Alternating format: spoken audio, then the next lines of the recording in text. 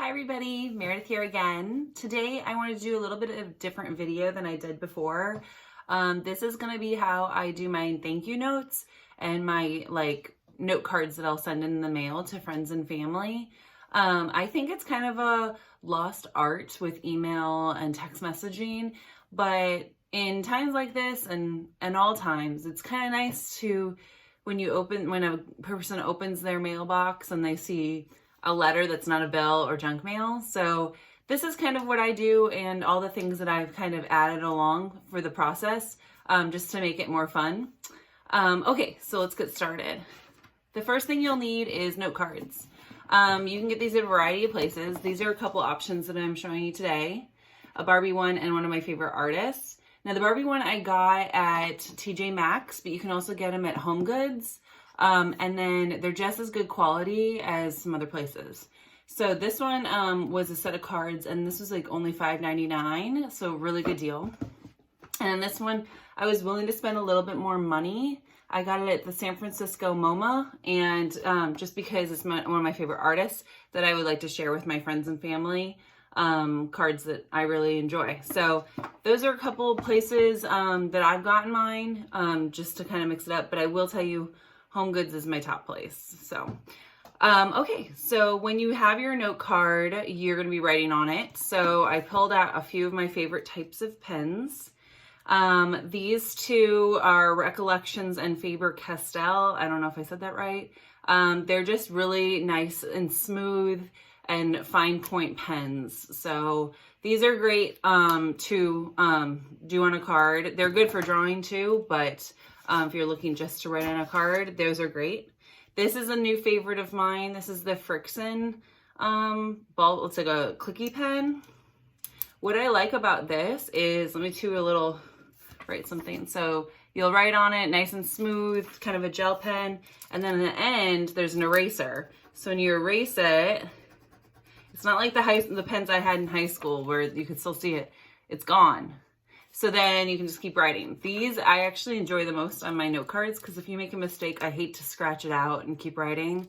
So I try to always use one of these, and they come in a variety of colors. I got mine on Amazon, and I've seen them at Target as well. Okay, so those are the pens I use.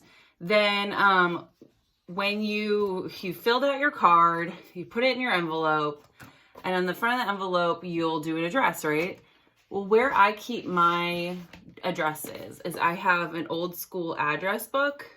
My mom always had one of these, and I know people like to keep their addresses on the computer.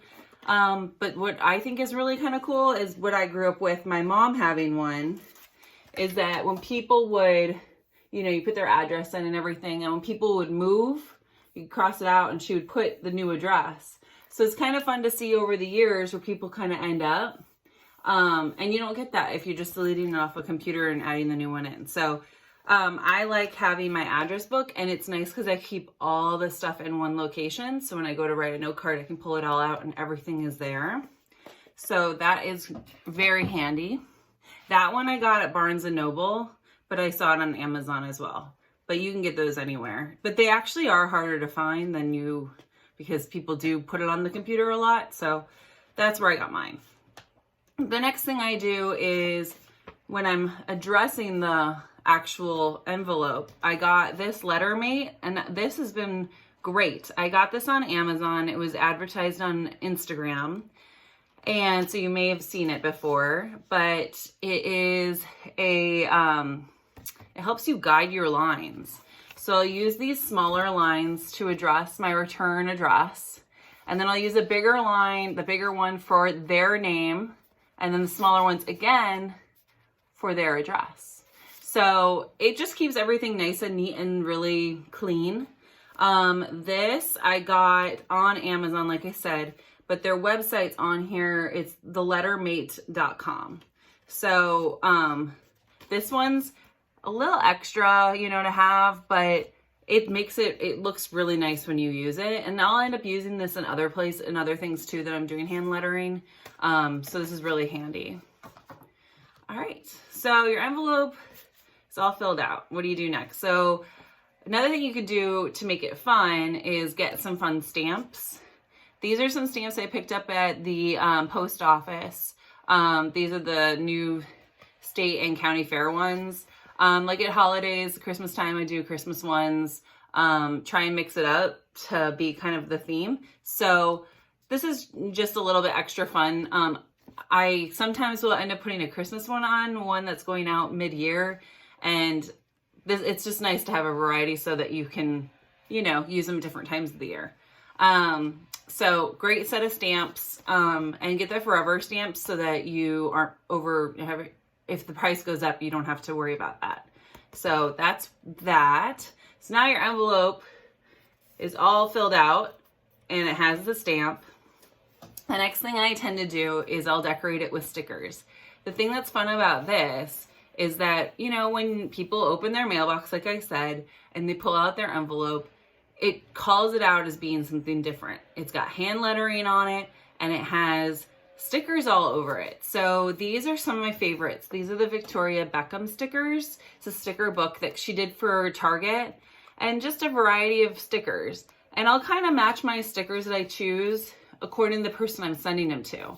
If it's my nephew, I'll do sports theme. If it's my niece, I'll do Disney theme. If it's my sister, I'll do, you know, anything that I like, she likes, you know, both of them. So that kind of thing. Match it to the personality of the person, makes it kind of fun to see, pick out what I think they might like. Okay, so what I usually do is I'll decorate the front and maybe put one in the back or two in the back, but then I'll seal the envelope, but then to finish off, I will do a wax seal on it. Now these kits, again, I got mine on Amazon, but I've also seen them at Hobby Lobby. This is really gross, so I apologize. This is your scoop. And then you get a candle, a little tea light, and you'll light the candle and you'll hold your spoon over the top. And while you're holding your spoon over the top, you'll put your wax in, and your wax will melt in the spoon. And once it's all filled to the top of wax, you just pour it on your envelope and then you seal it with your stamp. Now these stamps come in a variety of styles. I got an M, I'll just try and show you, an M for Meredith. It's just something, you know, a little bit extra special to do, and it's a nice surprise when they turn it around. And I have 3 different color waxes, and they come in a variety of colors. I probably will add to it once these kind of burn down a little bit more. But yeah, that's what I tend to do with my cards. Now, you don't have to do this for every card, but maybe just the special ones that you have. But I do think that sending a card in the mail is really well received and makes somebody's, you know, smile.